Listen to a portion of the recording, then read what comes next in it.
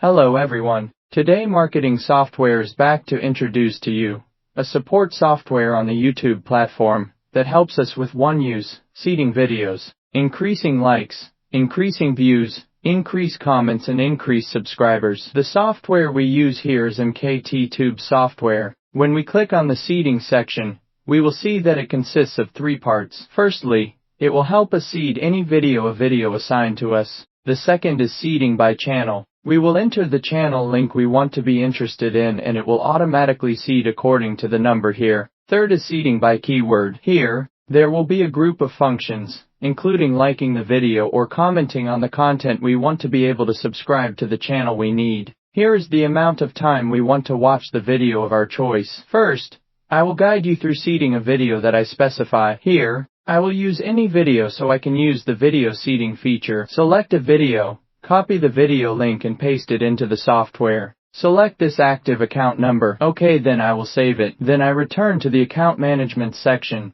Please note that in order to run, we need to change the IP. If you change the IP here, you can use it as its proxy for the software. To manage this account, we will choose the save folder as this demo tool. We choose our folder to save, and now we will select the accounts in that folder. After selecting the account types and starting the seeding process will take place, the software will start working. It automatically gets the proxy and I set the number to 4. Then it will automatically log in. After logging in again, it will automatically return directly to this channel. Here the software starts to increase the live video you are watching. You can add comments if you want, and when you finish watching the video it will subscribe to the channel.